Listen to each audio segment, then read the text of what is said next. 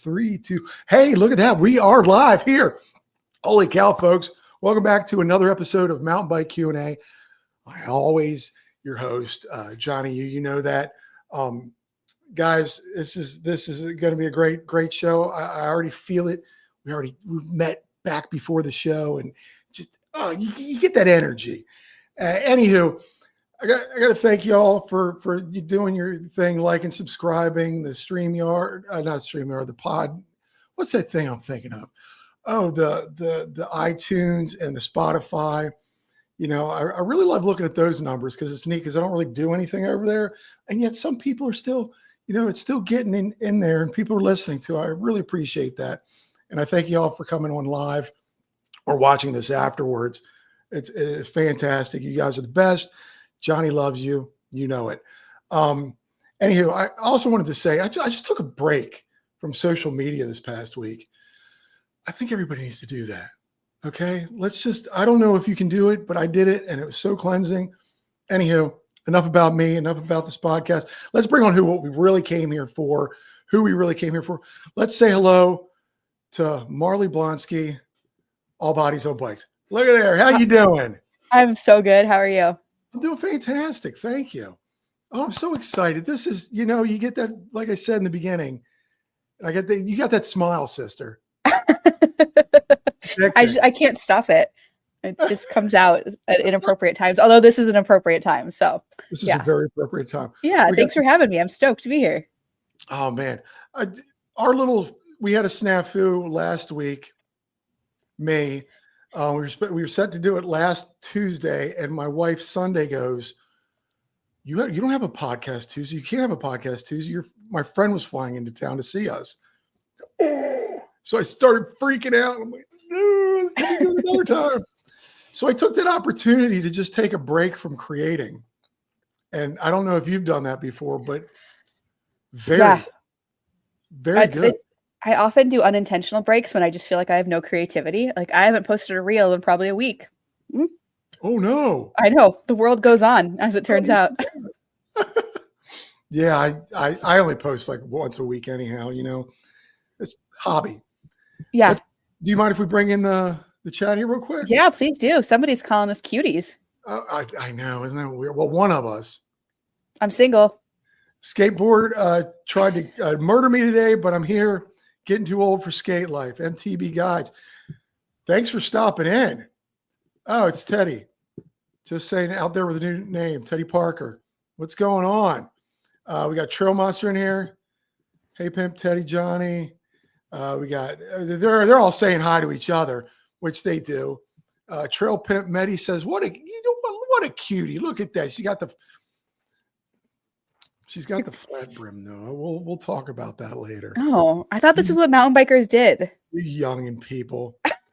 Oh, come on, Neil. Thank you. See, let me do that too. I'm gonna do the cute face. Kazozeki is in the house. Hey, people, what's up? We got some people in the house, man. This is great. So, Marley, let's talk. No, I'm kidding. So it's like, well, what do you want to talk about? Where do you hail from? Talk to me first about that. Where you're over there in the Ozarks? I live in Bentonville. I moved here a couple years ago, so I live right in the heart of the self-proclaimed mountain bike capital of the world. Heavy emphasis on self-proclaimed. But yeah, I moved here from Seattle, so I really got my start in bikes in Seattle. And since moving to Bentonville, I do a heck of a lot more mountain biking. That's for sure. Wow. Were you okay during the tornado? Thankfully, yes. I had one tree fall down in my backyard. I don't know if folks were in town for that, but it was Bike Fest weekend. And so I was hanging out with my sponsor, Shredley. Shredley is my apparel sponsor. And so I went over there and helped them clean up and do a lot of laundry and then just help dig other people out and haul branches for a while. So it was awful. Oh, I could have slept through the entire thing. Really? Did you sleep through it? Huh? Did you sleep through it? I would have, but my wife woke me up. Oh my gosh. There's a tornado. I'm like, is it near us? She's got her, I still tell the story. She's got her face up against the window. We're staying at, I forget the name of the hotel. It has 2 trees in it. And, Doubletree? I'm just kidding. Yeah. Oh, sorry. I'm like a very literal person. So sorry. Sarcasm is my second language. And she woke me up. She's got her face up against the window. And I go, that might not be a good idea. Yeah. Yeah. I live in I have like a unicorn of a house in downtown Bentonville. It's like a cheap, crappy old rental, but it's like literally 2 blocks off the square. And I've always joked that like this house is great until the tornado comes because I don't have a safe space in here to go to. Like it's all just falling apart. And so I went into my hallway. I actually grabbed my bike helmet. I put my shoes on because I had read somewhere that like after a tornado, like that's the hardest thing is like having shoes and protecting your head from like falling debris.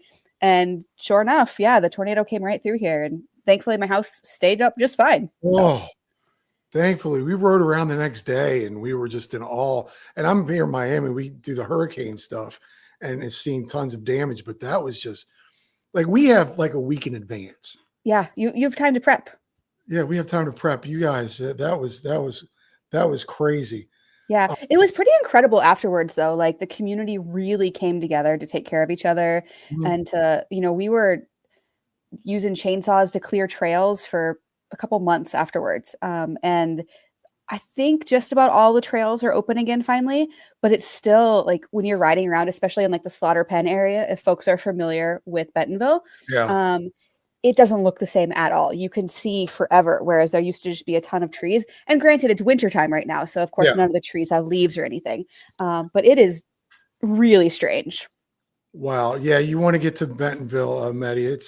I had such a blast being a Miami boy. If there's any slight incline or ascent or anything, it's so neat for me because you get speed, some speed. For me, it was like, like I was at the castle. Yeah. And doing I remember the dragon scales. Mm-hmm. Nothing like that here. Okay. Yeah. I mean, that makes sense. It's pretty flat there.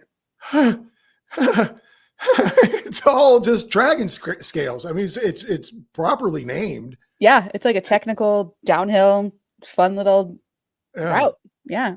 What a great place. Ladies and gentlemen, I do have to stop and say hi to Mark Hill from the Segment Podcast is here. Hi, Mark. He is represented as well. Boy, Mark, thanks for stopping in. Now, when you got to Bentonville, were you were in it? You were in the biking? I was, yeah. So I actually came here for bikes. So we haven't even talked about all bodies on bikes yet, but basically started working on all this all bodies on bikes, size inclusion stuff 5 or 6 years ago. And the opportunity came up to move to Bentonville. They were recruiting people at the time, which seems crazy now because it's growing so fast and they're like, stay away. But I got paid $10,000 to move here and start the nonprofit. That's what I hear. Yeah. And so it's funny. I didn't do a whole lot of mountain biking before I moved here. In Seattle, you have to drive like 45 minutes to get to the mountain bike parks. And so I did it a handful of times, but now that I live here, like I'm riding single track multiple times a week when the weather's nice. Wow. And I really enjoy it. So before All Bodies and Bikes, you were in Seattle and you just started riding? Yeah. So it was 2014. So 11 years ago now, I got divorced. And as things happen when you get divorced, you kind of want to reinvent yourself and figure out who the heck you are. And I saw all these people that looked really cool riding bikes. And I was like, I want to do that. And so I got a used bike and I started commuting on it and really just fell in love and started traveling everywhere by bike in Seattle. I started getting into bike camping and bike packing and just having a ton of fun on it. And got frustrated almost immediately because I couldn't find clothing that fit. I've always lived in a bigger body. I'm a plus size woman and I couldn't find bike clothing. And so I was going on these, 2, 3, 4 day trips and I didn't have base layers. I didn't have a chamois. I didn't have a jersey. And, you can ride bikes in anything, but as you're doing these like bigger adventures, it helps to have clothing that like packs down small or fits well. And I didn't have any of that. So started just kind of working on advocacy and talking to people about it and tweeting at the time and blogging about it. And it exploded into this whole movement. And now it's a full on nonprofit. That's amazing. So right then and there you started and you were like, I can't find clothes. Now I'm I would be a plus size guy. Yeah. I'm 6'1", 235 pounds. People, it's when they meet me, they're like, oh my God, because they always see from here. Yep. And when I'm standing next to them, I'm looking down a lot of people are just saying, "Oh, you're a bigger rider," and I'm like, "Yeah." And but for guys, we have that opportunity. We Yeah. have those clothes. I can get my extra large or double X, or and everything works. But for women, I'm sure it's the smaller. Your 130-pound women get the tight chamois and whatnot, and it must have been really frustrating. Were you just wearing gym shorts at the time? I found I did a lot of leggings from Target, Uh, just without a chamois in it. And then thankfully I found one pair of like cycling, they were like capris at REI that had a chamois in it. But then they discontinued that line from REI. Pretty quickly though, I actually got sponsored by Pearl Izumi in 2021. It was my first year being sponsored by them. And so we started working on plus size stuff, which was great. wow. Yeah, I have a new sponsor now. I work with Shredly, and Shredly actually makes everything in sizes 00 up to a 24, which is awesome. So like the landscape has rapidly changed since I started doing this work, which is just incredible. I'm just amazed at and sorry, I'm jumping ahead, but you start riding a bike, have a little trouble finding some clothes, and you're like, all bodies on bikes. Yeah. Is that really like you just went full Well, throttle, or did you I, just I got an idea for something and started penning it out? And I mean, not exactly. We had no intentions of starting this as a nonprofit, but basically, in 2018, I ran across this other woman named Kaylee Kornhauser. She was riding her bike across Alaska, and she put a post up on Instagram. Like, have you heard of Lael Wilcox? no, I don't think so. Look up Lael Wilcox. She is an incredible ultra distance cyclist. So she just set the world record for riding around the globe, literally. So just this, Wow. yeah, incredible cyclist. And she's from Alaska. And so I remember the exact year, 2018 or 2019, she had this scholarship for people to bike across Alaska, and Kaylee won it. And so I had gotten wind of her through that and started following her on Instagram. And she made this post that was like, I'm on this sponsored trip across Alaska and I don't have a freaking raincoat that fits me. And so I slid into Kaylee's DMs and I was like, yo, we should work on this together because I've got the ear of the industry. You've got the ear of the industry. Let's start working on this. And so her and I put together a workshop and we submitted it to a couple different conferences. And so we did like a size inclusion workshop. This was in 2019 and 2020. And around that time, Shimano got word of our story and what we were doing, and they made a film. So they made this film called All Bodies on Bikes. I hated the name of the film at first. I was like, we're not representative of all bodies. I don't like this at all. Like it's not good. Wow. But once the film came out, it came out in March of 2021. So super deep in the pandemic. I started getting requests from all over the country of, can you come here and lead a ride? Can you, can you give a talk to my organization? Can you tell us how we can be more size inclusive? And I kind of had this light bulb moment. I caveat, at the time I was working a corporate job, super bored, really looking for an escape. I just felt like my soul was being sucked out every single day. Yeah. And I saw this opportunity and I leapt at it. It helped that I got sponsored almost immediately. We started doing outreach to companies and just asking of like, hey, we're doing this work. You want to sponsor me? And this was kind of the beginning of like the influencer craze. And so I was able to quit my corporate job and make up the money just in sponsorships. Even though I'm not that good of a bike rider, I'm not fast. It's all based on the community work that we're doing. But that's the thing. That's your whole thing it has nothing to do with your ability or your size. I say gender, race, and stuff like that because I read somewhere in my little tease today. I hope you don't mind because I know it's a lot of size include, but it started as primarily size inclusion and it has expanded to so much more because there's so much intersectionality there. You just want all bodies on bikes, everybody. Mark Hill has a question here. Has she heard of Women's Mountain Bike Network? Yes, I love Mia. Mia from Women's Mountain Bike Network is amazing. And we've worked together a little bit. So Mia's amazing. She's a good friend of mine. If you don't mind, I'm going to kick some of these because they're starting to come in. That's fine. Yeah. I've seen this plus size apparel improve, but I'd love to hear if she ever got interested for plus size pads. Yes. For designs. That's a good question. Thank you. I would love to actually work with some folks on that because I'm a fairly new mountain biker since moving to Bentonville. And I don't get like wildly sendy or ambitious, so I haven't really had a need for pads yet, although they probably help. So I would love to chat with other folks about like what challenges you currently have with pads and fitting, and is there an opportunity there for like a business maybe? Yeah.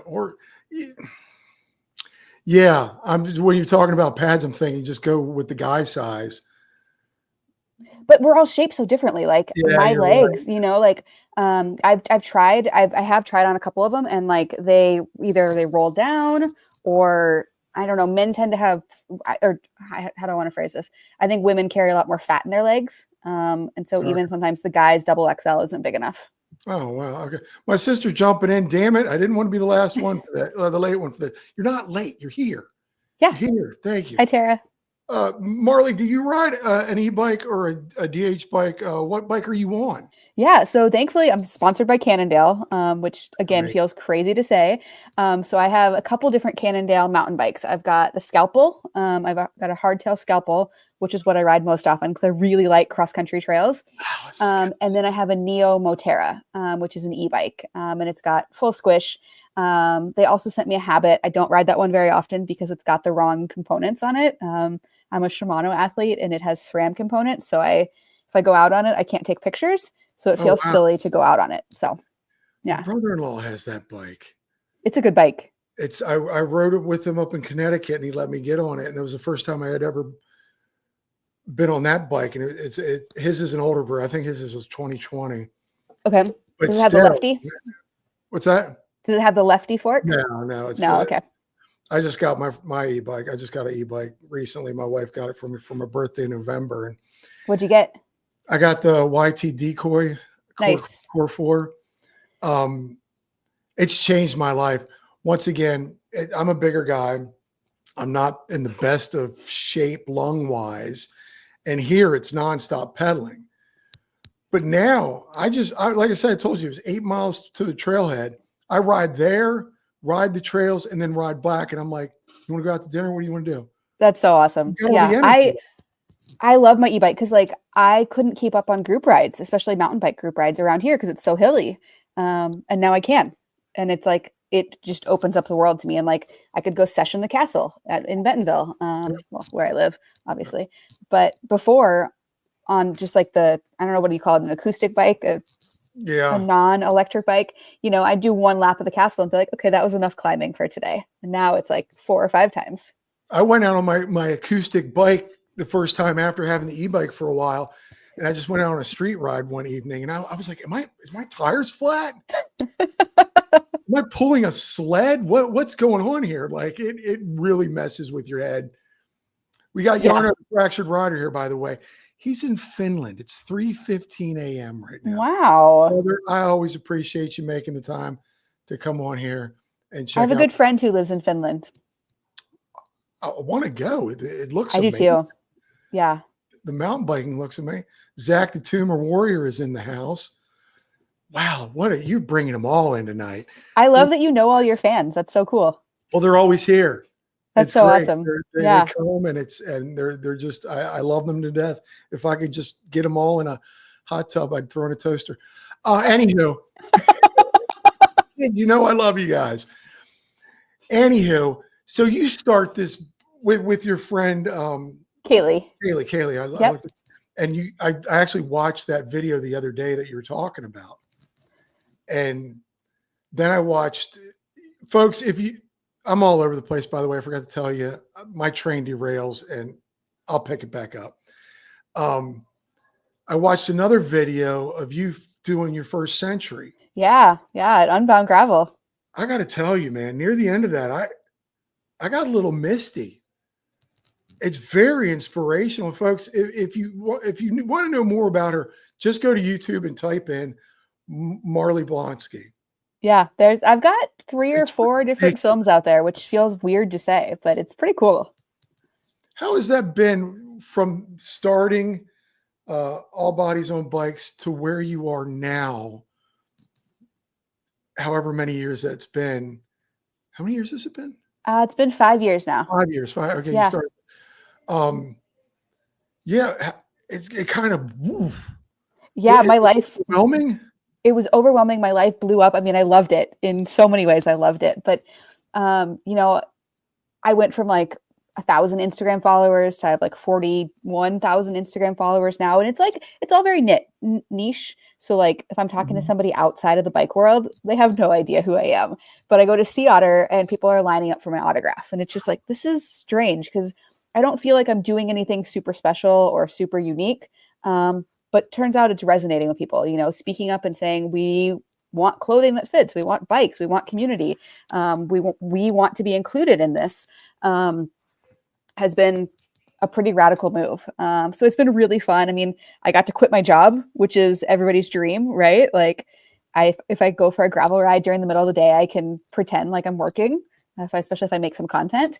Yeah, great. it's been very surreal. It's hard to explain to your family.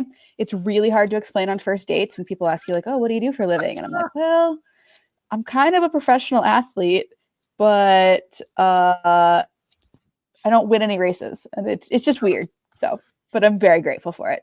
That's really great to know that, and I'm muy impressivoed with the fact that I'm floored. I'm already floored from the 20 minutes we've been talking that you just started biking, started a movement, if you will. It really is, and you've gotten sponsored, and this is your job, and it's like it just took off. Wow. There's no question there. I'm just thank you. Yeah. If I was there, I'd do this to you right now. It's really impressive. Here's the question. Have you seen a change in the things that you have tried to improve or been a part of? Say 100%. Yeah. Yeah. You know, I think in terms of media representation, you're seeing a lot more non-traditional bodies, whether it's in Bicycling Magazine or Pink Bike or Women's Mountain Bike Network. Like you're just seeing more diversity. At start lines, at events, there's people of all body shapes and sizes. You know, I think e-bikes are to thank for a lot of that because e-bikes have made biking accessible to so many more people. But I think it's also this community that we've started. People feel comfortable and they feel confident and like, oh, there's going to be other people that look like me. I have nothing to be ashamed of.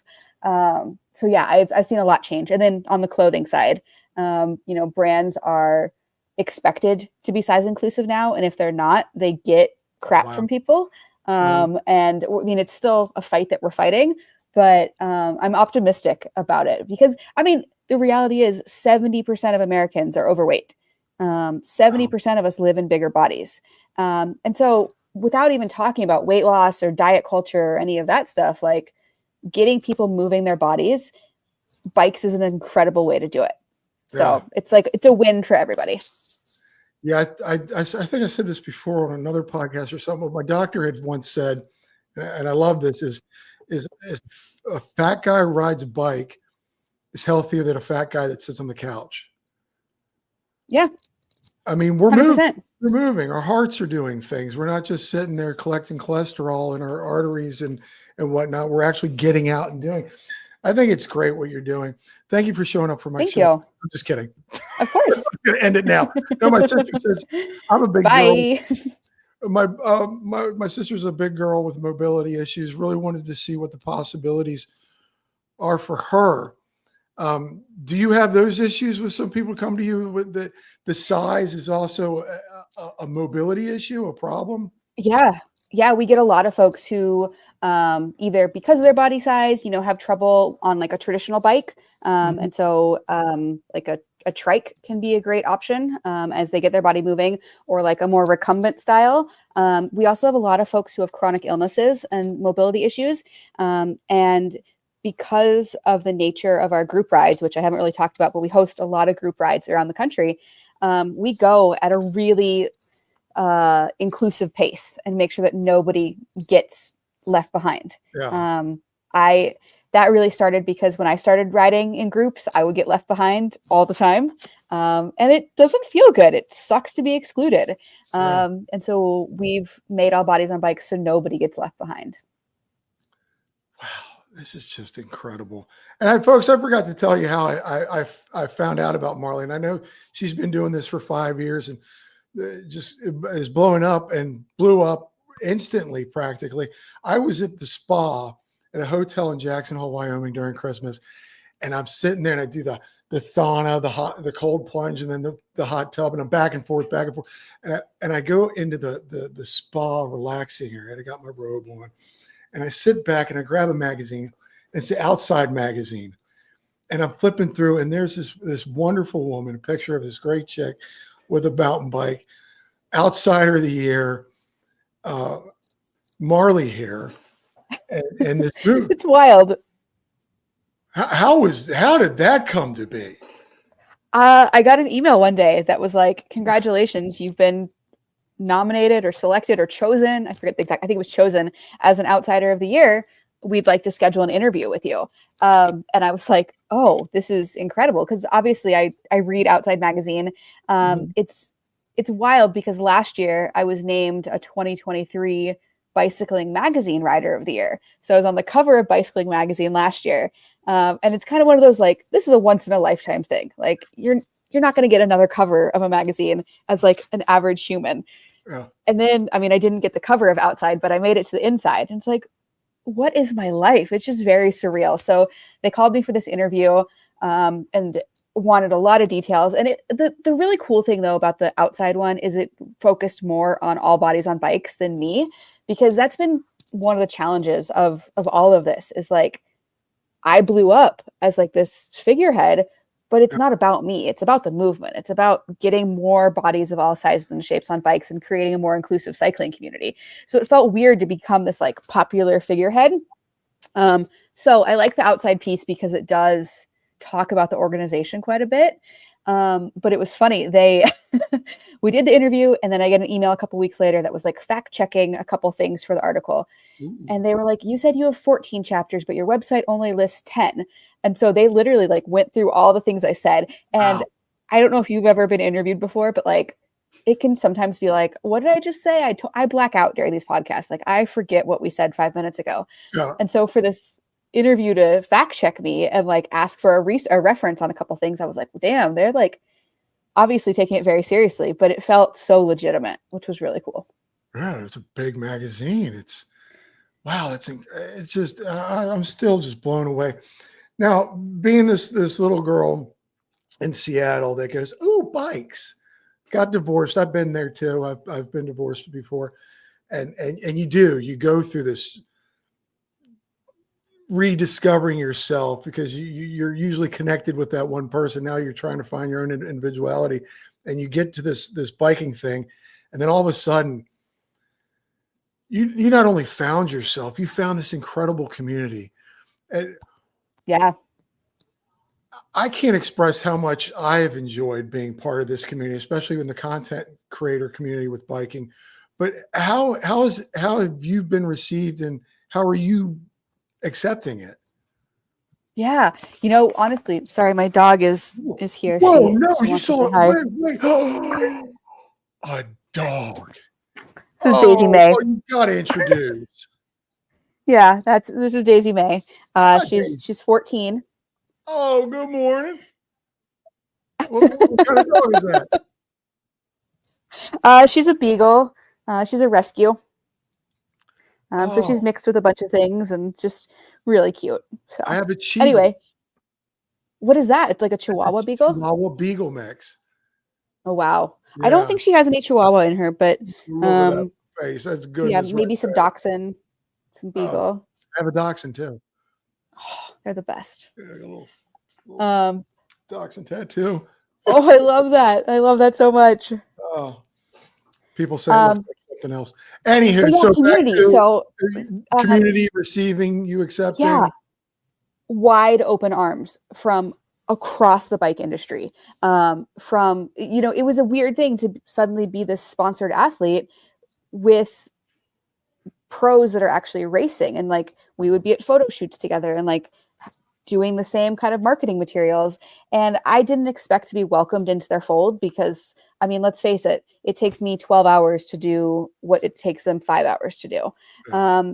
And so I didn't expect to be welcomed by them, but the response from like, I don't want to say the regular folks, but like everybody else has been even more awesome.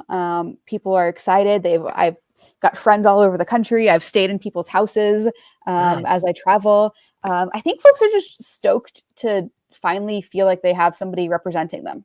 So Yeah, I was gonna say, I mean, and that's another thing is I don't see a lot of hate in this community. So I almost feel like being a bigger plus size, if you will. I don't know the proper term without being yeah, offensive. I use the word fat because I thought that was interesting. And what yeah, can I touch on that? of course, yeah. So I Because I call myself a fat woman because if I call myself fat, it takes the power away from that internet troll who says, "Oh, look at her, she's so fat." Like, okay, and what else you got for me? Like, well, let's get creative here.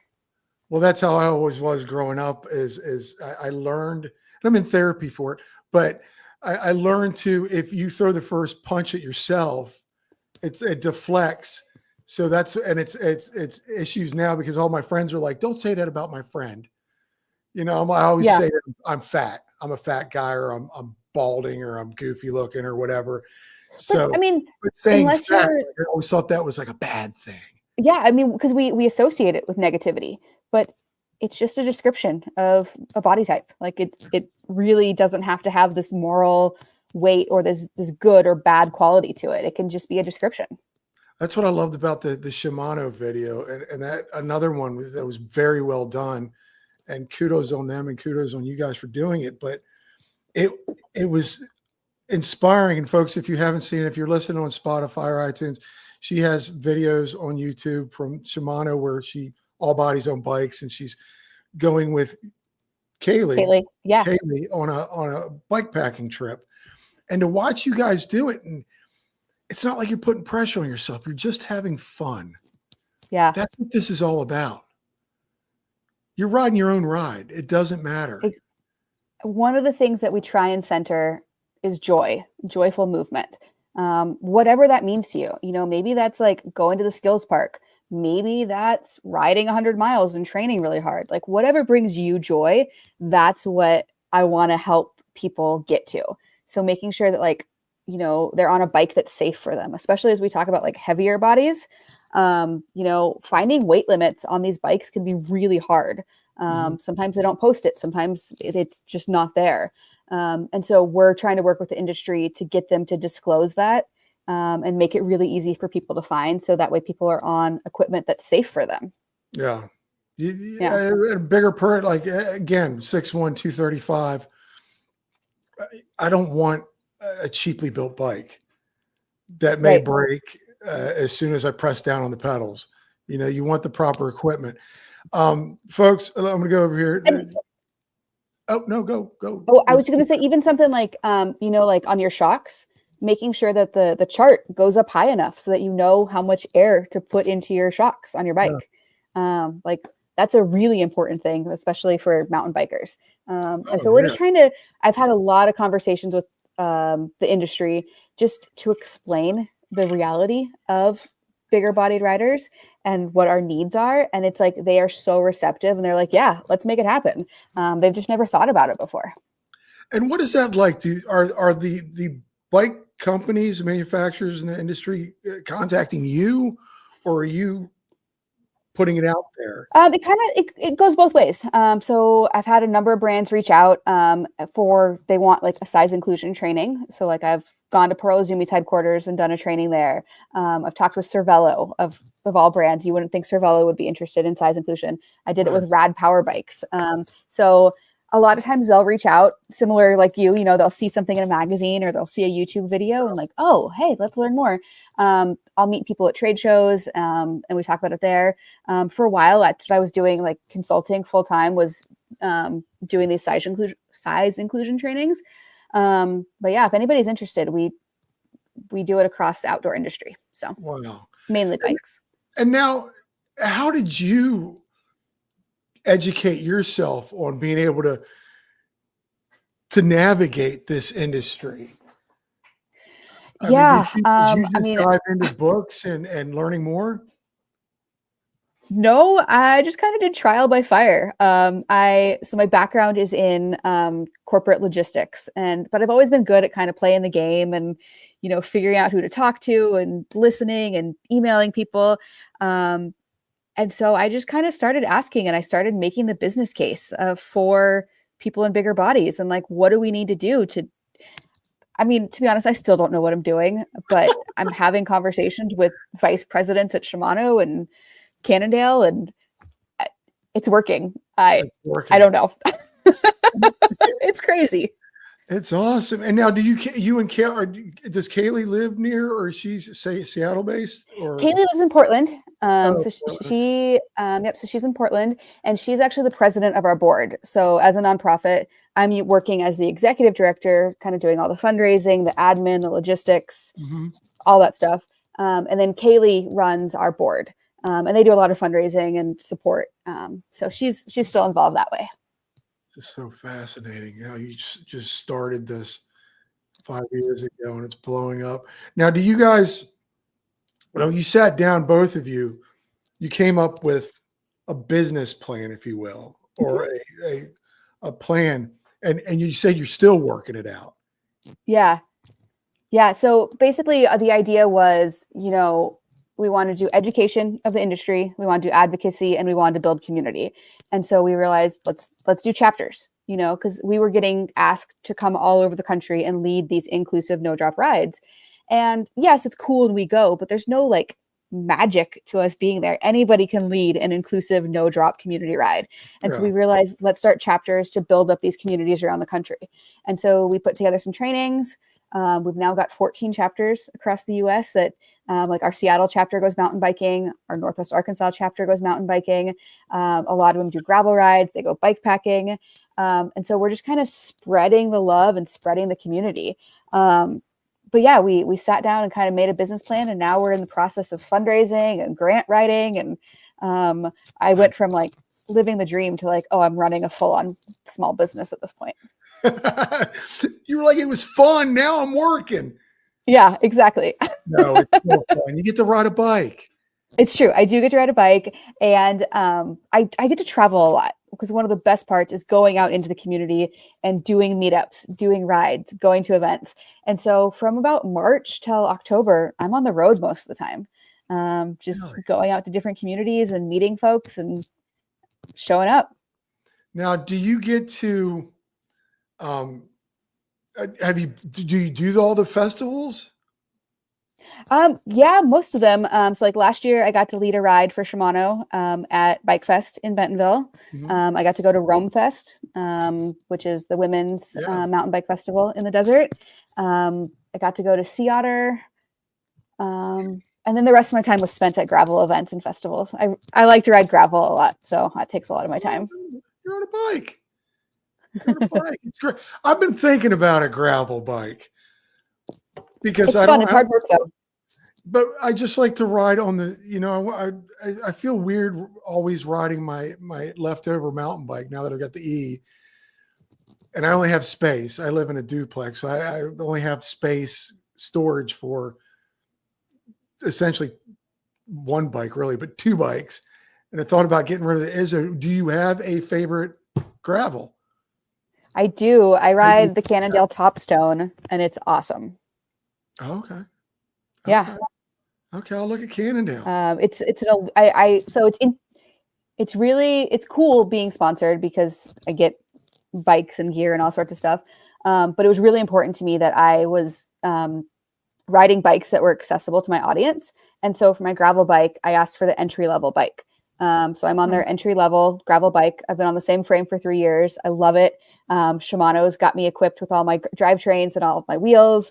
And so I've got an incredible setup, but I like to make it approachable to my audience who, might just be getting into this. And I'm not going to go and recommend a $10,000 bicycle to them. That's just not fair. So. Yeah. When you're starting out, biking it's going to suck you in, and you're going to start spending some cash.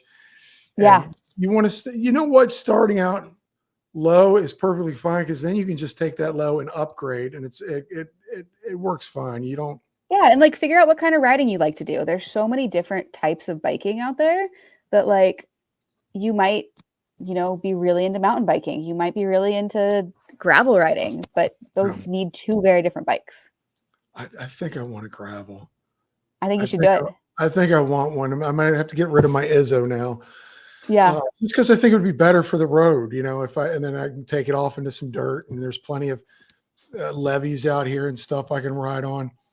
I don't know about that. And I honestly, I love riding single track on my gravel bike. Oh, with the bars? Yeah. Yeah. Wow. You know what? It's silly fun. I got to test one out. I might have to rent one soon and just check it out and get the feel for it.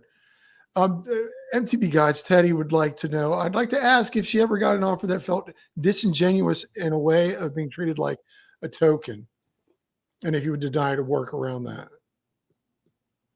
I'd say no. I think because I know from partners in the bike industry. The bike industry gets it. They saw the film, they saw what we're doing with the community. And if they're wanting to work together, it's because they truly believe in what we're doing. I have had like weird influencer type offers on Instagram, or I'm not on TikTok because I am really bad at TikTok. As it turns out, I'm too old for TikTok. Really? I don't understand it.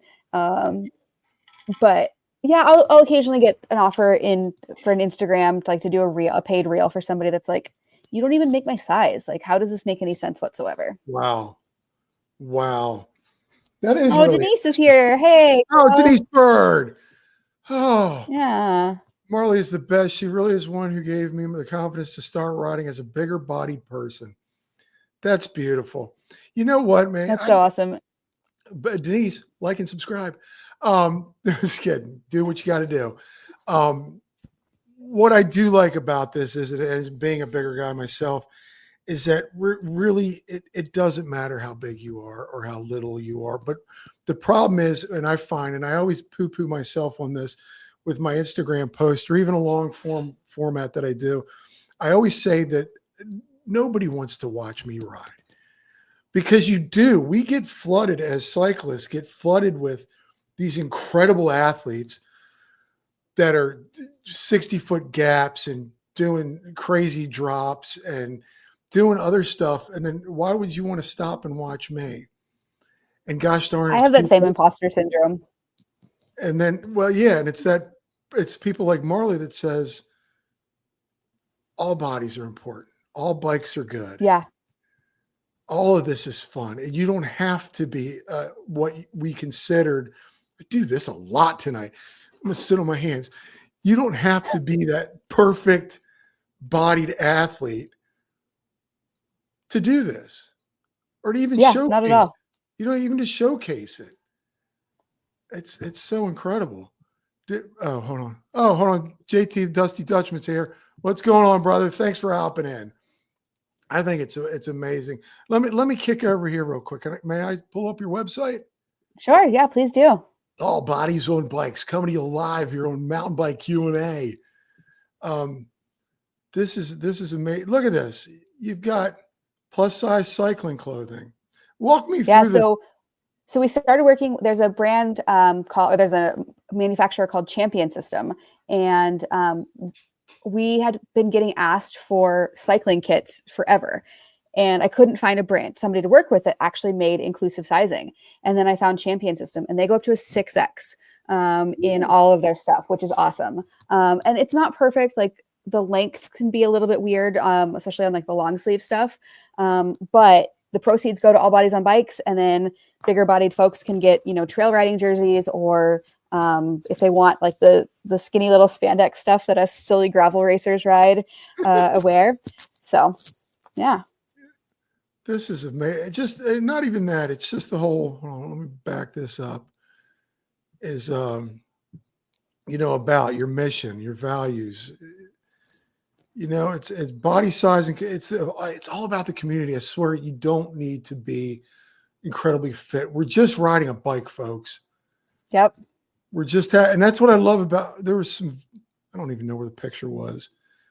Maybe it was on Instagram or a video. You're riding the bike, and there's just all larger size people riding a great pace. That's what it's about for you, isn't it? Yeah, just joyful movement, just riding bikes and having fun. And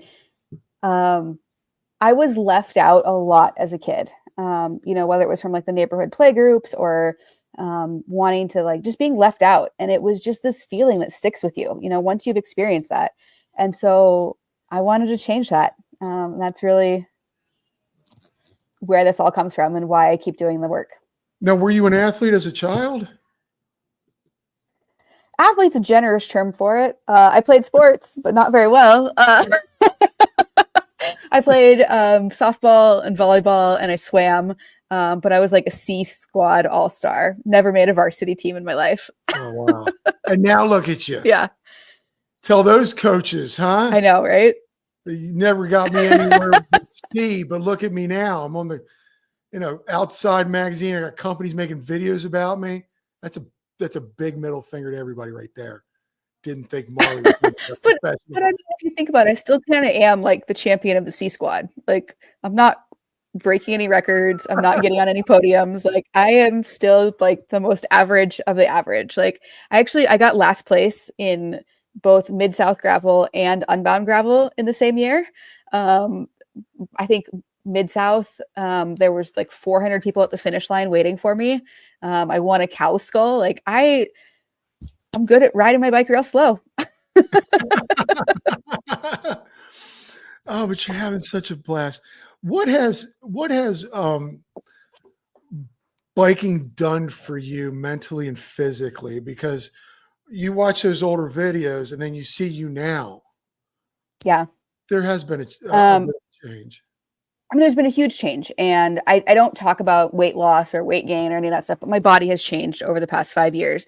A big part of that is instead of sitting behind a desk for 8 hours a day, I'm riding my bike. I mean, granted, right now I'm sitting behind my desk a lot, doing a lot of admin work, but I'm riding my bike a lot. I'm in a much better place mentally. I struggle with depression and anxiety, and we thought there was some bipolar going on for a while, but now we're not quite sure if that's what's happening.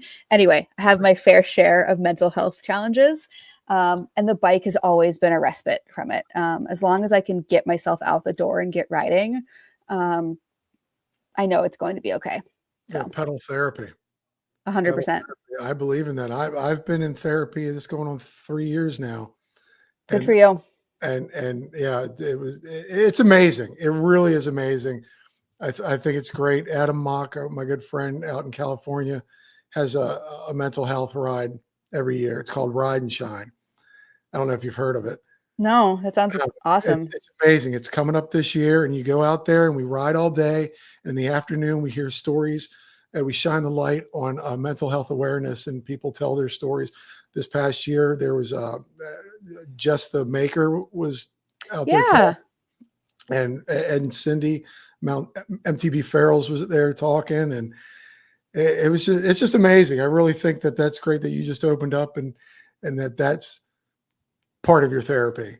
Yeah, it's a huge part. And every time I go to my therapist, she asks, "Did you ride this week? Did you get on your bike?" And because she knows that it's an important part of my health journey, mental health and physical health. So yeah, the worst is I learned that I really don't like riding in the winter. Really? Yeah, it's How cold. cold are you? How cold are you there? Right now it's been in the 30s this week. Oh no. No. Yeah. I get you on that. No, I couldn't do that. Yeah. So I did like a 4-hour ride on Saturday, and it started out in the 60s. And by the end it was in the 30s because this cold front came in, and it was just miserable. Like, how do you dress for that? And I've got another big ride coming up this Saturday, and it's supposed to be rainy and in the 30s. And I'm like, no, I'd rather get on my trainer, even though I hate the trainer. Like, yeah. Peloton right there. My wife gets on, and I just don't like pedaling and not moving anywhere. Yeah, same. And having someone yell at me on a screen. I do Zwift. Have you ever done Zwift? No. It's like a bicycling video game. There's like group rides and stuff on there, and like we've got an All Bodies on Bikes community, so we'll do virtual group rides where we all ride together, and then we'll get on Discord and chat, and it's like the nerdiest thing, but it makes the time go by faster. Oh, well, I've heard of some of the people over in the comment section. I know JT does it. I didn't know you could do like group rides with people and sign on and get to going and racing each other. That'd be kind of fun. Yeah, it I'll is look in fun. that. Yeah. I'll look in that Yeah. with the It's new funny because gravel. like, especially when I lived in Seattle, I rode my bike it was much more of a transportation tool for me. And Yeah. now it's less of a transportation tool. And so I don't know if I'm going to go ride. I'm signed up for Unbound Gravel in June, first weekend of June, and I'm signed up for the 100 again, which is Ooh, what that film you were talking about. So I'm going to do it again. I don't know that's why, but so I figured I should train for it this time. because you got to represent all bodies. Yeah. And I just don't want to be out there for 14 hours. What? Like, yeah. Yeah. I got a question. What is something that if a larger person comes to you and it's never ridden a bike and this is new to them and they're looking towards you or at you or towards you, whatever, for advice, what do you give them? What's one of the first things that you let a person of larger size that wants to get on a bike? Yeah. Let's find you a bike, and kind of walking through that process together. Figuring out, like what is their goal with riding a bike? Like, do they want to do this like competitive type riding that I'm doing right now? Or Yeah. do they just want to like ride around their neighborhood? And so helping guide that conversation and then helping them find a bike that's going to fit them. And I get those questions over Instagram all the time and try and work with people on it. I should probably like, I don't know. Yeah. How do I want to explain that? You you let them know Yeah. that. I help. Yeah, I let them know, and sometimes people will offer to pay me because it can be like an extensive process of like finding the right bike. But if somebody's just asking for advice, I like to help guide them down the right path. And then the bigger thing is helping find a bike shop that's going to be respectful of them. So I'll sometimes reach out to shops and say, "Hey, I've got a follower who's looking for a bike that will fit 350 pounds. Do you guys have anything like that?" And just getting the vibe for the shop so that way I can feel confident sending them there. Because that's what turns a lot of people off too about the bike industry is bike shops aren't always the friendliest. It can be intimidating. Nobody Yeah, knows anything better or more than you than a person at a bike shop. exactly. Yeah. Oh, And that's just never a good feeling. yeah.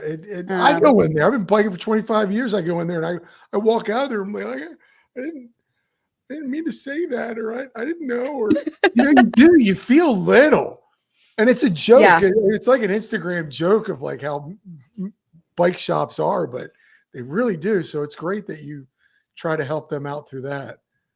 Yeah. And honestly, I have worked with so many incredible bike shops out there who want to be good people and they want to get people onto bicycles.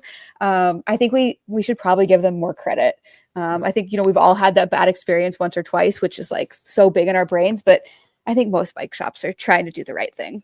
Yeah, no, they're playing with them. I had one that went away, but he was. I don't like to tool on my bike. I don't know if you do. If you're good at wrenching, no, There's neither am I. professionals for that. I have trouble with a pen. I can't. That's why they have those places. And my guy was closed shop because rent was getting too expensive here. And I'm like, what do I do now? Oh, it's so painful. Or you can just send them to normal 350 pounds. You just send them to normal mountain biker and just get Yeah, whatever bike he's riding. exactly. Funny story. I actually met him at Sea Otter and I totally fangirled over him and like insisted on taking a picture with him. And he was just like, I don't know who you are, lady.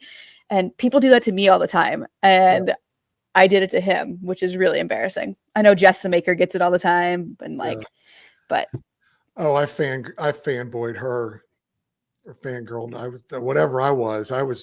I sat next to her for dinner that first night I was out in California. I was with Mia and the Women's Mountain Bike Network, and there's Jess, and the only chair left was next to her, and I'm like, yeah, I think that's Jess.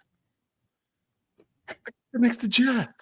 It was that's fantastic. so fun. Yeah, she's hilarious. I'm fanboying We right now, man. I get this way all the time. Yeah. And I've interviewed, A-list celebrities, but to me, you guys are my A-listers. Oh, thanks. I love that. I do. I really do. Like doing all that stuff back in my past and doing entertainment reporting and interviewing those, it didn't seem real.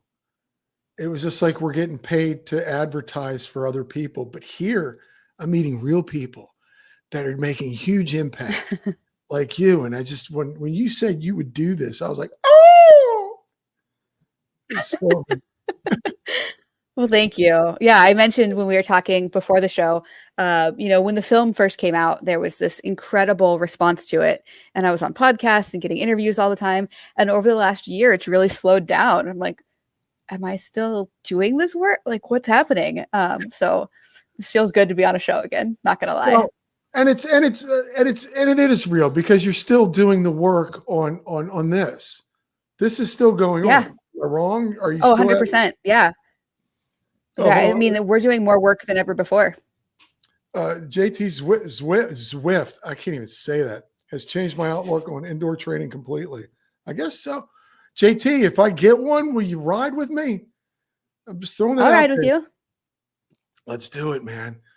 I guess an important question is, what can average riders do to help outside of the basic of being nice to others and donating to programs? I would think. Yeah. I mean, those two are a big part of it. Being nice to others, don't say jackass things to us. Like, I'm climbing a hill and like, oh, you can do it. Or I was in a cyclocross race one time and somebody was like, don't give up. I was like, what about me riding my bike right now makes you think I'm giving up? And so I'd say, just be really mindful of the compliments that you're giving to people. I would say shop with brands that make stuff in bigger sizes. So one of the games I like to play is like, maybe you wear a large. If you needed something two sizes bigger, could you find that? And that's a good barometer of, is it a brand that's size inclusive or not? And then just, if you're riding in a group or you're friends with somebody who's in a bigger body, like ride together. Don't leave people behind. Don't be jerks about it. Yeah. We all You're just want to there ride together. bikes. Well, that's another Yeah. thing. Like people make fun of people that are fat people that are in a gym. And it's like, don't Yeah. make fun of the person that's working hard to better themselves. Yeah. That seems like Also, the like, worst way to insult somebody. It's like you're insulting yourself. You're making fun of somebody who's trying. It's like you're making fun of somebody who's trying to start their own life, trying to start their own business or something. yeah, It's like doing it's just something unnecessary. And I think it comes from a place of insecurity. But I mean, thankfully, especially in the All Bodies on Bikes community, it has been overwhelmingly positive. Like people of all sizes and shapes, feeling included, riding bikes, and just having fun. Now, how does this chapter work, and where are these 14 different chapters? Yeah. How do you become a part of it? Yeah, that's a really good question. So they've all kind of grown organically from like our friends, essentially, who were like, we want to start one here. We live here. We want to start one here. And so we had 10, and then we just launched 4 more. Can you pull up the website again? I'll show you where they're at. No, I'm tired. Kidding. Sorry, I told you. Sarcasm is my second I got language. that one. Go to the Get Involved tab. Get involved. And local chapters. Bum, bum, bum. And so there's still big parts of the country where we don't have a chapter. We don't have one in California. We just opened one in Texas. So we've got Albuquerque, Chicago, Denver, Des Moines, Iowa, DFW, that's in Texas, Kansas City, Marquette, Michigan, Minneapolis, Mississippi, New York City, Northwest Arkansas, Portland. Wow. Seattle, not Eastern, Richmond, and Western Massachusetts. We had one in. So the way that this works is they're all volunteer led. And so like we had one in North Carolina, we had one in Charlotte, but that leader had to step down she had other things going on in her life. And so if folks want to get involved, we're actively looking for volunteers to lead chapters. We go through like a whole training process. It's like, we want you to be well informed on how to lead a safe, inclusive ride. And then we set you out into the world. So folks should email me if they're interested. Wow. Well, when you look at that list of your chapters from where you started as somebody who got on a bike and was like, I'm having trouble doing this as a larger person. What goes through your mind? I mean, just to look at that. I don't often take a step back and look at it with this perspective, because I get caught up in the, oh, we need to renew our insurance, or, oh, I need to fix XYZ thing. And so I get caught up in the little details. And like I said, I don't often take a step back. And this is the first time I think I've thought of it like that. And it's overwhelming in a really good way. Because we really are doing good work. It's amazing. And how do people, this is a question. Okay. Like, say I wanted to start a chapter here in Miami. Yeah. How do you get the people? Yeah. Like, I could just I got my All Bodies Bikes t-shirt and be like, does anybody want to ride? Or is it a difficult thing, or have you found people are embracing it? People are embracing it because they're getting to know, like they've heard about it through Instagram, or they've heard about it through another group, or it can be hard, especially in the bigger cities, because there's already so many groups there. So just leaning into our networks that we already have there. And then, like, let's say, Johnny, you want to start a chapter. I would say, awesome. Do you have 2 or 3 other people you can recruit in the Miami bicycling community? Because we've learned that one person can't do this. You get busy with things, your kids have a baseball game, you have knee surgery. It needs to be a community-led effort. Yeah. And also, like, Johnny doesn't represent all Miami bigger bodied cyclists. Like, let's get somebody who does road riding. Let's get somebody who maybe is in a trike. Let's just get a diversity of folks into the chapter leadership. And so we bring those folks together, and then we basically, I don't know if indoctrinate is the right word, but we kind of take them through the All Bodies on Bikes mission, vision, values, how we lead rides, just how we operate as an organization. Wow. Actually, it'd be hard here because I think I'm one of the only fat people in Miami. I actually have to have a registration to walk around Miami. I hate that. I hate hearing that. It's all skinny, pretty people here. It's a sad state of affairs for me. But yeah, it is a process, and as well it should be, because you are starting something that you want to have some form of like legitimacy. I don't want somebody to show, like, when we were starting this, our biggest fear was that, somebody would show up to an All Bodies on Bikes chapter ride and get left behind or have a negative experience. Yeah. And like, we really don't want that to happen. So we try and vet people really well. We try and make sure there's an alignment with our cultural values, with our anti-fat values, if that makes sense. No. Anti-fat values. That I didn't say that right. Like our body neutral, like all bodies are good bodies. I don't know why this is so hard for me to explain right now. But yeah, we basically try and make sure there's alignment and that they feel comfortable and confident going out and leading and representing the brand and the nonprofit. So. And now how many people are involved in, like, say, your chapter over there in the Bentonvilles? So we've got 4 chapter leaders. We've got four leaders. And at our rides, we tend to get between 25 and 100 people, depending on what we're doing. So, like, wow, I just made a weird face. Yeah. That's we had a pride ride last year. We had like 100 people show up for. We did a community art night last week so there's a group in town called Pedal It Forward that does, they recycle bikes back into the community, and they gave us a bunch of used parts, and we had like an arts and crafts night with old parts, and people made wind chimes.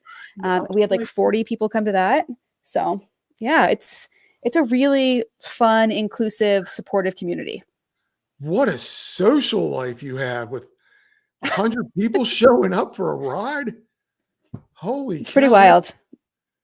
And now are you? Yeah. Wow. That is amazing, folks. I was going to say, with the folks, how can folks, rewind, ADHD. Does it cost to be a member? It does not cost to be a member. No, no. No. No. And so that might be something that we figure out. I mean, we're still a baby nonprofit. We were incorporated in 2023. And as we start to figure out, like right now, we're all grant funded. And so it might be a situation where it's like, hey, to keep me on as a salaried employee, maybe we do need to start charging members fees. But as of right now, we are not. We're just a donation supported organization. Oh, wow. Yeah. Man, I'd love to start one in Los Angeles, but like she said, I need others who are better at running the chapter overall. I just want to lead fun group rides. I Oh, mean, the beauty of it is you can like just put it out there. You don't need to ask for permission. Just lead a group ride. Like get a bunch of people together. I don't know if You I could know, lead. I'd be in the back. but For that's those, okay. I'm often in the back too, especially on the longer rides. And like you just make it really clear that we're going to regroup at this point, and you're going to wait for me, and then we're going to keep going. now, have you been able to bounce around through the country to any of these said chapters in the 14 different Yeah, areas? not as many as I would like to. But like we're going out to New York. There's this ride called the 5 Borough Tour that goes Um, through all 5 boroughs in New York. And so we're getting a big group together to do that. If anybody's in the New York area and wants to join. I'll go out to Seattle and Portland this year because I'm from the West Coast. I need to go. I'll go out there in the summer and get out of Arkansas because it's hellish here. I've been to the Kansas City one. I went on the Kansas City bikepacking trip last summer. But my goal for this year is to get out to like Albuquerque, to get to Marquette, to get to Western Massachusetts. wow. Because I mean, the chapters hold their own appeal, but like, and I hate saying this, but like there is a certain celebrity appeal. And it's like, oh, Marley's coming to our ride. Like a lot more people will come because they're excited to meet me. I was going to say, do they get like Marley? Some people do, which is weird. I mean, it's not usually that bad, but I've had one or two very weird interactions with people fangirling and being very, very weird. And I'm like, stop it. I am just a person. Stop it. They're like, they got a little Marley doll. And they're just Actually, this is how proper, what's the rating on your show? Like if I tell a slightly salacious story, is that okay? oh no, you can tell whatever. I had Eric riding dirty, and I think if you had to take a shot every time he used the F word, you'd be drunk in the first 5 minutes. Okay. Yeah, you can do whatever. So It's an I was adult. at Rome Fest this was when it was in Knoxville, Tennessee. Rome Fest again is women's mountain bike festival. It's super, super fun. I'll be there again if folks are wanting a thing to go to. But this girl at the beginning of the weekend was like, "You're gonna sign my tits this weekend." And I was like, am I? Like, is that actually gonna happen? And I was like, we were kind of flirting, having a good time, and I didn't think she was serious. And then sure enough, at the dance party, she comes up to me and lifts her top up and gives me a Sharpie and has me sign her tits. I was like, God. wow, I think I've made it. I haven't gotten that big yet. Yeah. So like deeply At least have the uncomfortable, but Sharpie, it wasn't like a really bad pen. And no, it was a Sharpie. I had a Sharpie. Yeah. So, but it was wild. good for you. Marley Rockstar Blonsky. I don't think I've ever told that story before. Oh, good one. Yeah. I hope this girl hears it. It's like, oh yeah, that was me. Wow. You can sign Medi's arm. How about Angel Fire, New Mexico? Really fun park. Do you do a lot? Yeah, of I've never been there. I would love to go there. I have friends who have ridden there. But although downhill honestly kind of scares me a little bit. It takes a second for me to start feeling comfortable on the bike and everything, to do some downhill and when I'm in California. So yeah, it's fun. They have the green downhills too, which are just as fun, if you're taking your time. Denise, she's loving that. Oh man, JT can't wait for me to sign his tits. Oh, we're just throwing that out there now. Sorry, Mom, if you're listening, with my sister watching. Got me in trouble. I used the word with my mom listening. I'm gonna go cry. Hey, because I couldn't find my glasses. You always have. Yeah. I was gonna wear these in honor of you, but wow, that's really, really too bright for me. Those are cool. Yeah, I didn't bring them out because I was like, I'm not working on spreadsheets. I don't need to wear glasses. You usually have the fun glasses. Wow, my eyes are all messed up now. So no cost, but I guarantee, folks, if you're a part of All Bodies on Bikes, you're going to go buy some merch, which, folks, you can do that right now. Let's pull this up for the people that are watching, the people that are watching later. There is a donation button here. There is a donation button. We would love your support. Yeah, we would love your support. For a couple thousand. Oh, it didn't pop up. It popped up into a different window. Sorry. You can donate here. You can buy merch, which I did today because I just love what you're doing. And we're the merch shop. Yeah. You're like, Johnny, shop. No, this is actually really good for me to see how somebody else uses my website. So you're like, who's this idiot? Kind of cool. The hats and the gloves are fulfilled by me. So I'll be mailing it directly to you. Cool. The shirts are all drop printed, but we've got hand-up gloves. So if anybody needs some hand-up gloves, we should do a giveaway, Johnny. Can we do a giveaway? Are you kidding me? Yeah. You're going to do a giveaway right here on my show? Right here, right now for a pair of gloves. Hold on. When people do giveaways on my show, I get a little, okay, I'm together. How do we do this? I don't know. Oh, hold on. I can do the Google wheel. Can I do the Google wheel? Yeah. Okay. I got to pull up a new window. Folks, we are going to give away a pair of All Bodies on Bikes. I'm doing it. This is why I need somebody else to help me with this. Hold on. Here we go. Hold on. I'm trying to think, could we put a link up in later that people can do a sign up or something and we can draw it later? I'm just trying to think of how, or do you want to do it to people that are live right now? It's up to you. Hold on. You want to do it live right here or later? Yeah. You've got them in there. Let's do it. Let's do it live right now. Let's do it live, folks, because you guys made it here to be a part of this. So we're you came here. We got Pimp.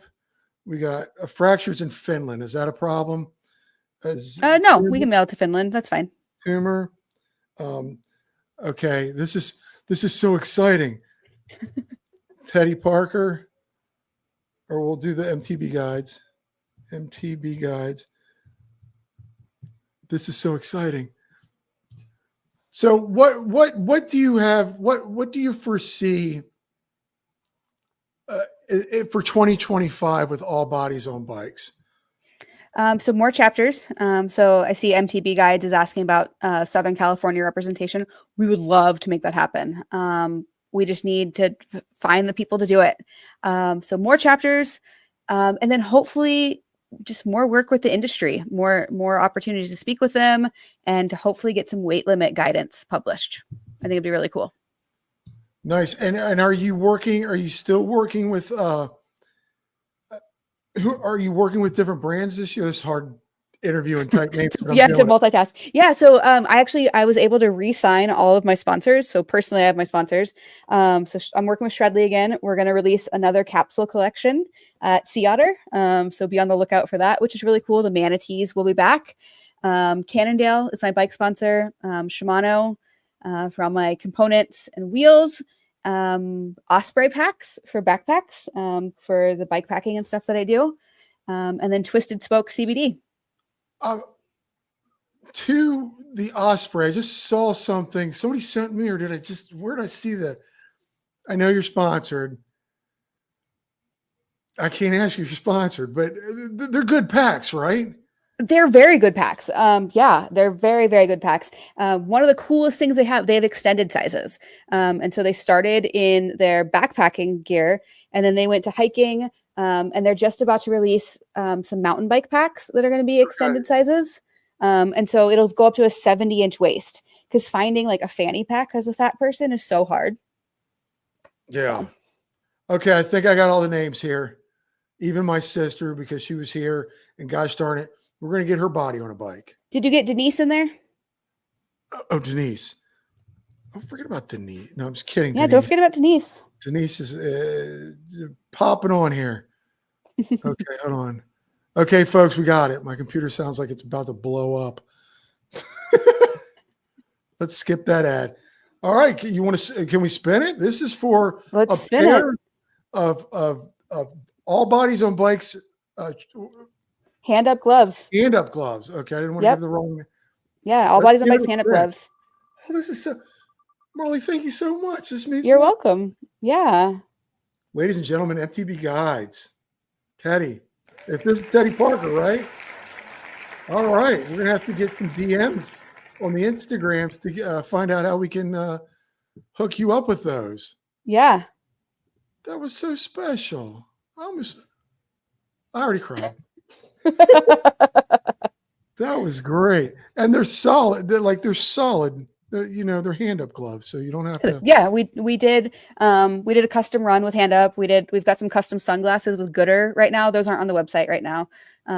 But we got water bottles. Is the holiday bundle still available?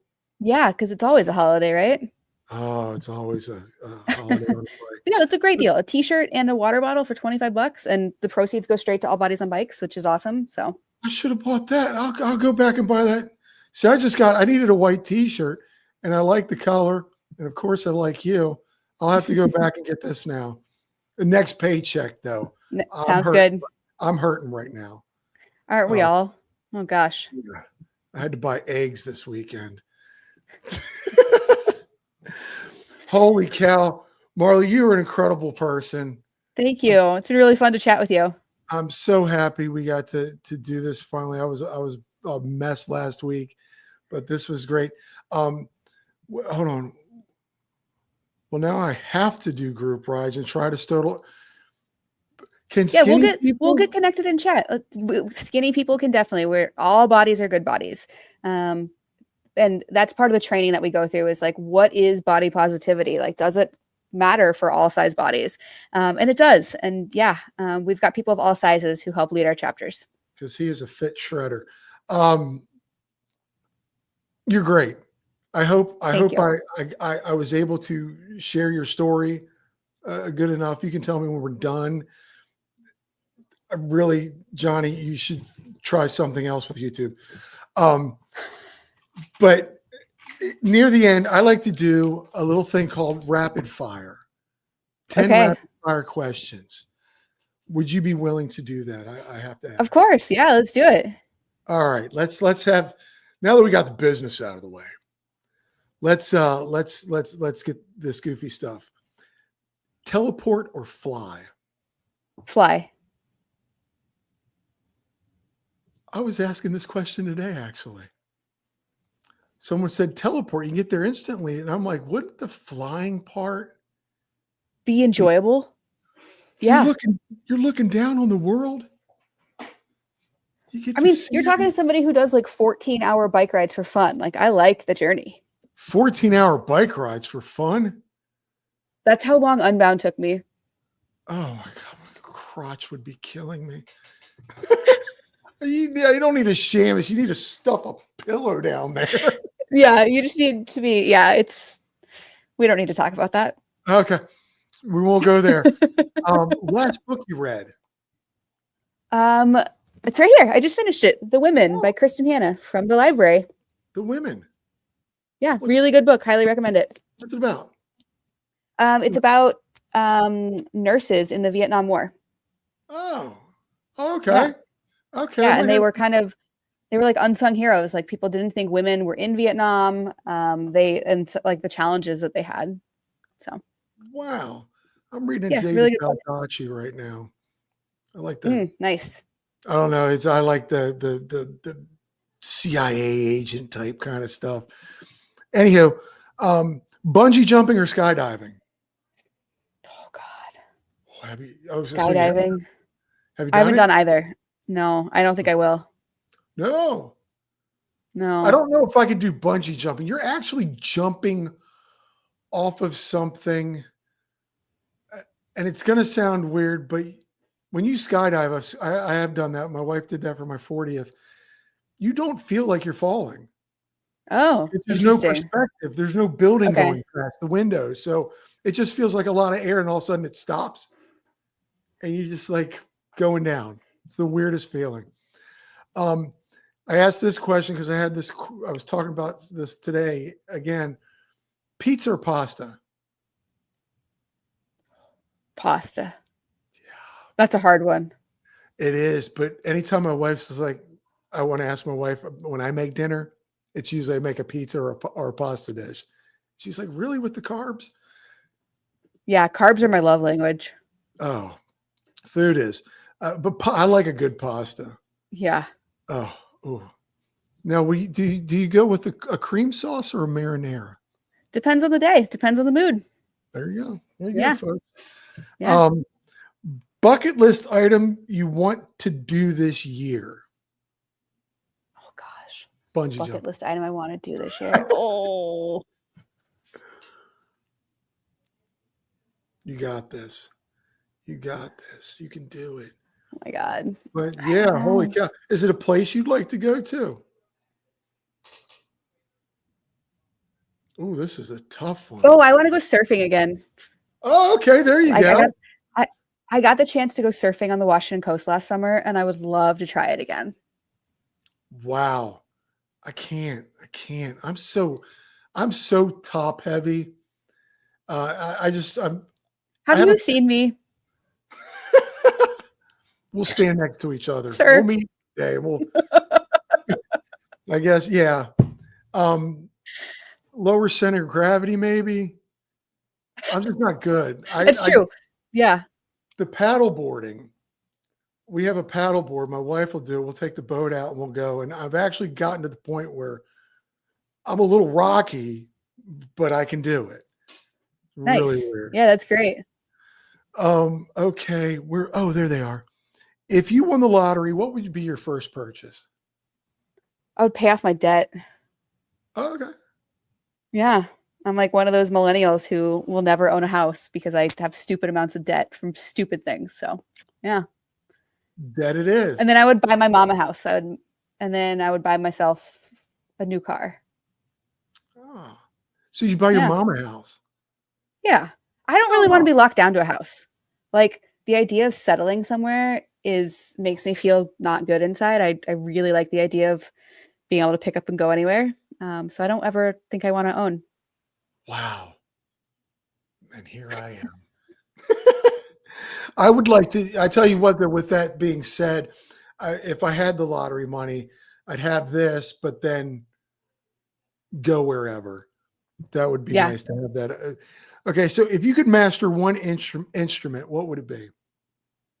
The oboe. I love the oboe. I think it's the coolest instrument. Oboe. Is that wooden thing with that weird curly? Uh-huh. It has like the little reed. Yeah. I'm just going to keep doing this until it makes sense to people. It's really thin. Yeah. Wow. Yeah. I'm going to have to YouTube oboe tonight. Yeah, I went last week to a symphony that was highlighting some oboe musicians, which was really cool. Wow, the fact that was that quick was amazing. Well, you did have the symphony. Have I ever touched an oboe in my life? No. I don't know why I like it, but I like the oboe a lot. You like the sound of it. Yeah. But see, the fact that I knew that means a little something. I got a little something up there. Love these. We love you, Mark. Gosh darn it. When I see you, I'm going to hug you like a baby. What's one fashion trend you would like to bring back? Look at that face you make. I don't know. Oh, I can tell you. I'm like perpetually not fashionable, so I don't know. Yeah, I'm t-shirt and shorts. I would like to bring back the cuffed jeans. Ooh, okay. Yeah. Where you fold it over at the ankle and roll it up 3 times. That was big back in my day. As a 5'1" person, my jeans are always too long, so I'm always in favor of that. Oh, so you're 5'1". I'm short. You're pocket size. Mm-hmm. I like that. Toned In Entertainment, my buddy Tony. If you like wrestling and all things wrestling, head on over to his channel, Tone in there. What is a Zumbas?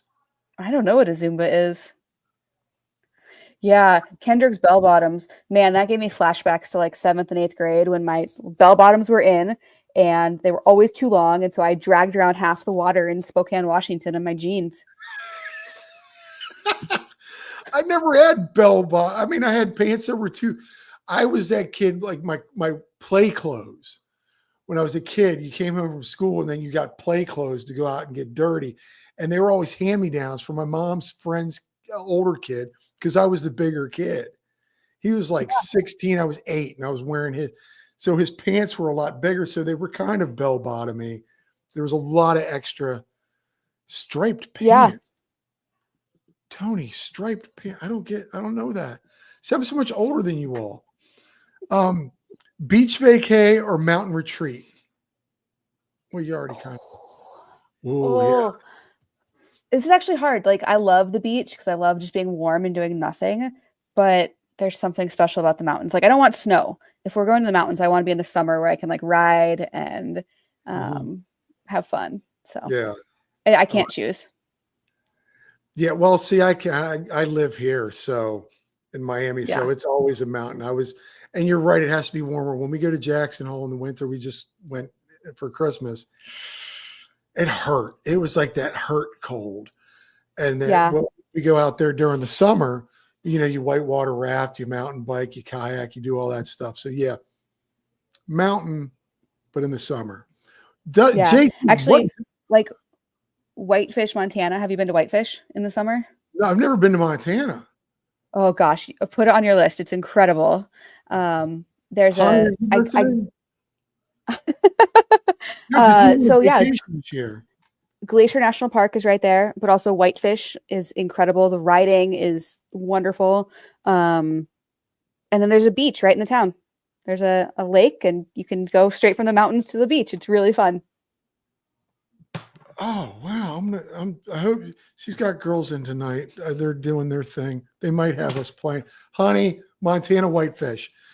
Yeah, make it happen. First, and again, I'm sorry, now I'm taking up a lot of your time. Zumbas? The is a Zumba? I'm gonna keep you for a couple more minutes here because we're gonna look up Zumbas. If you don't mind.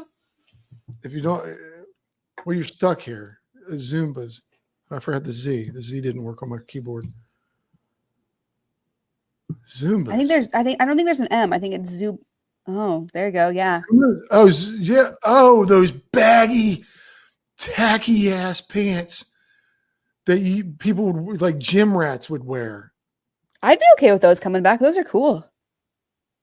I'd be uncomfortable in them. Well, that's fine. You don't have to wear them. Too much. Parachute pants were a thing. Yes. Parachute pants were great back in those days. Okay. Last one. If I can even read it. What never fails to make you smile? Riding my bike. Oh. I mean, or like a good song, or my dog, or chocolate.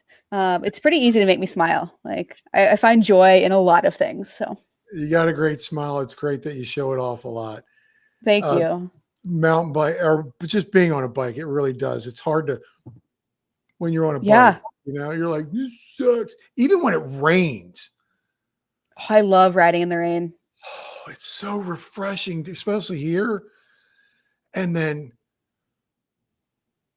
it's so you get to a point you're like, this, oh my God, it's starting to rain, and then you just embrace it. Yep. And then I get to a quick story again. Sorry. Have you ever read the book, The Art of Racing in the Rain? Yeah. Such a good book. It's worse than Marley and Me. That's kind of funny. Sorry. I think it's the same author. No, is it? No, Josh Corrigan. Anywho, it's a sad dog story. And I remember getting to the last part of the book, and we all know what happens to dog stories at the end of the book. And I'm bawling my eyes out. But I was riding in the rain, it was pouring down rain. So nobody could see that I was crying. I'm Yeah. like, because I love my dogs. Best thing in the world. But anywho, enough about me. Hold on, let's go back here. New bike day. New bike day never fails. That's true. Yeah. Rain this week. So happy. So being Cali. Marley, I cannot thank you enough for being a part of my little podcast here. Of course. This has been really fun. I wish you nothing but more great success with what you have with All Bodies and Bikes. I think me and everyone listening just think what you're doing is such an incredible thing. All Bodies on Bikes, folks. Just get your body on a bike. Doesn't matter how big you are. Exactly. And if you have questions, reach out and we'll help you find the resources and find a bike and a bike shop that works for you. So reach out. Oh, so Denise liked the episode. We got that going. Great episode. Thank you, Denise, for hopping on. Fun episode. Lots of fun. Guys, everybody in the comments section, thank you so much for staying with us live this whole time. Marley, I hope to meet you someday soon. I really appreciate Let's make it happen. Yeah, I appreciate you. Guys, everything's down here in the description, website, Instas, YouTube's, podcast, all that stuff. Thanks for everything, folks. Thank you, Marley. Until next time.